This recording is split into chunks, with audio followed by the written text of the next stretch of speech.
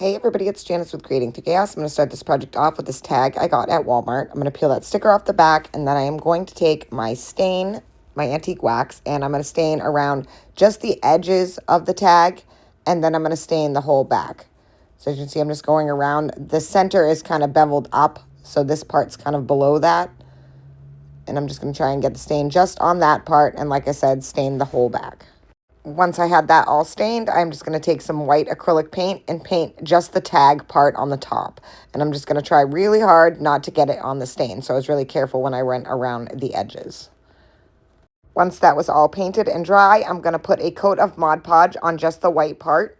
Once the Mod Podge was fully dry, I'm going to take this napkin from my shop, and I am going to take 2 pieces of tape, and I put one on either side to peel away the layers. There's actually 2 layers on this, so you'll have to peel it twice. I did not the first time, so I ended up using it as is, but there is 2 layers on there. And I just had to peel off the excess that was there. And then I'm going to arrange it onto my tag kind of how I want it. I wanted the stripes to be on the right and the stars to be on the left, and I just kind of set it up so that there would be a red stripe on either side as well. So I kind of lined it up right in the center of that. I'm just going to get it right where I want it. Then I'm going to put a piece of parchment paper down, and I'm going to iron that on. And I'm just using a travel iron I got at Walmart on high heat with no steam. And just give that one good wipe over here. And then I'm going to take a nail file, and I'm going to file off the excess off this napkin. And I was just really careful not to hit the edges where I had already stained. But if you do, you can just put a little bit more stain on there, and it'll cover it right up.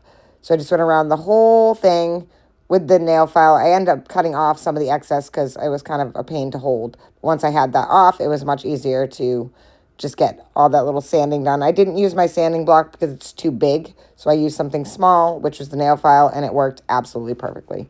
Once that was all filed off, I'm just going to take a piece of rope, and this was rope from the Dollar Tree, the ones that they have in the, package there, and I'm just going to push that through. I ended up peeling the rope apart, so this rope was like a lot thicker. I actually peeled off some of it, and I ended up tying it in a knot in the front, and then letting it come through so that that knot was kind of on the front of the tag.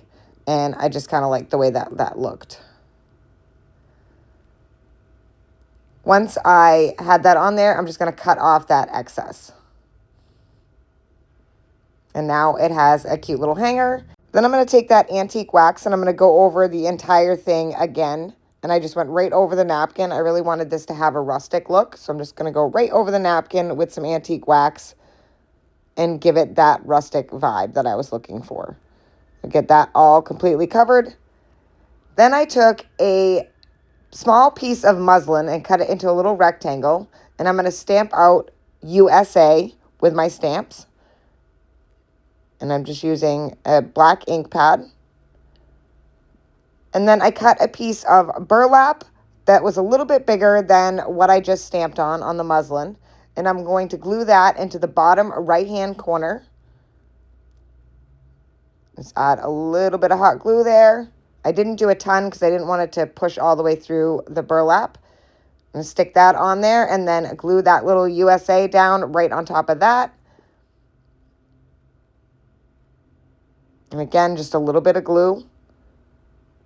And pop that on there, and that is it. This project is finished. I think it turned out so cute, and it was really, really simple to make. Thank you guys for watching. I hope you enjoyed this video. I hope it inspires you to make one, and as always, don't forget to spread the chaos.